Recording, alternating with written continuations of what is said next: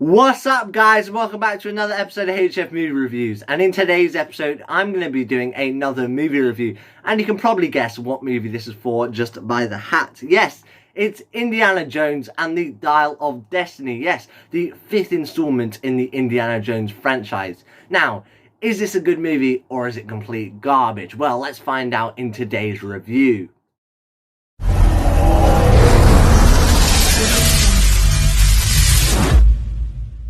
Now, Indy is back in action in 2023's Dial of Destiny. Now, this was directed by James Mangold, who is also the director for another fantastic film, Le Mans 66, or as you Americans call it, Ford versus Ferrari. Now, James Mangold takes the place of Steven Spielberg as the director. Now, this chapter of the franchise is set in 1969, 12 years after the events of the Kingdom of the Crystal Skull. Now, the heroic archaeologist faces off against evil Nazis led by Mads Mikkelsen, aiding the United States in the space race against the Soviet Union. Now, that's the plot of the movie. It sounds like a pretty fantastic plot, doesn't it? So, does that mean it's a fantastic movie? Well, let's find out. Now, I really enjoyed this movie. I know some people absolutely hated it, but I really enjoyed it. It's a fantastic movie and a fantastic installment into the franchise.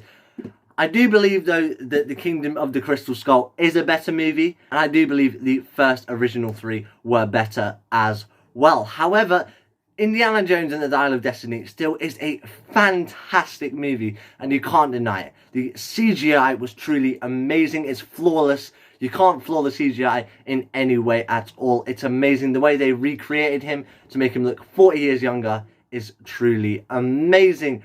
Also, the action sequences as well were amazing. The CGI was completely flawless in this movie. It was probably the best CGI I have seen all year. It truly was awesome. Now that brings us on to the acting, which was also flawless. Great acting by Harrison Ford, obviously, and also great acting by Phoebe Waller-Bridge and Antonio Banderas and Karen Allen and Josh Rhys-Davies, and of course the list goes on.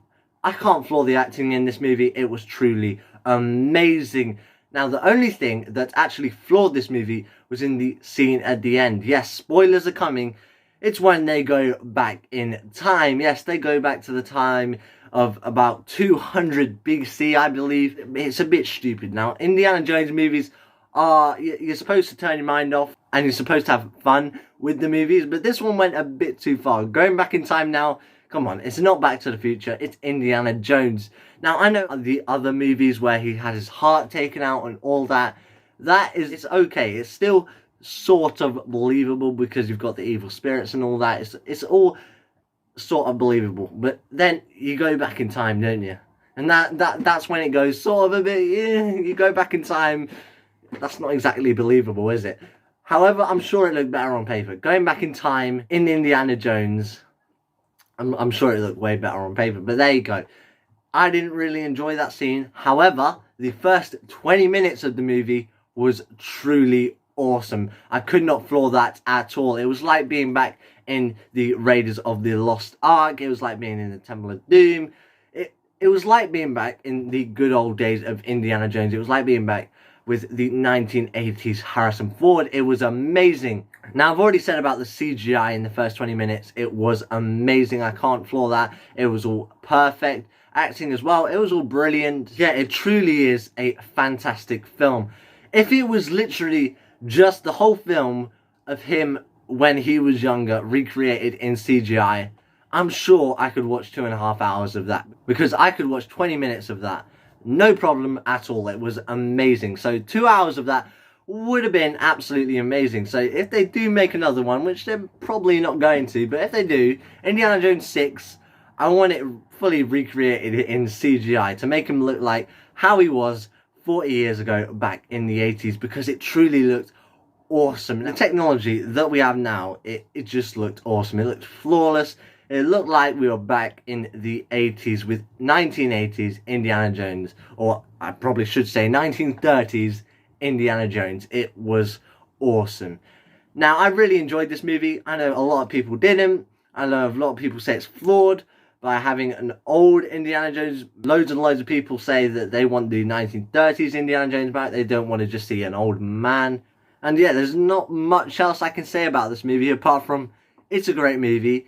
It's not really that flawed apart from the last scene. And apart from that, the first 20 minutes was amazing. It was like a 1980s film. It was like the 1980s film. They're not forcing anything. They're not forcing any characters in there. It's just Indiana Jones back to his normal Indiana Jones self. It's like watching the Temple of Doom. Honestly, it's so good. It's so good. The first 20 minutes is completely flawless.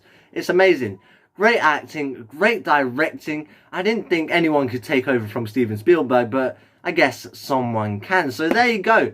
That's my review for Indiana Jones and the Dial of Destiny. It's a fantastic film. I give it a whopping 4 out of 5. It's amazing. Now, if you haven't seen this movie, definitely go watch it because it is in cinemas at the moment. And that's it for today's episode. If you have enjoyed, make sure you like, subscribe, and share the video. And I'll see you guys in the next one. Thanks for watching. Goodbye.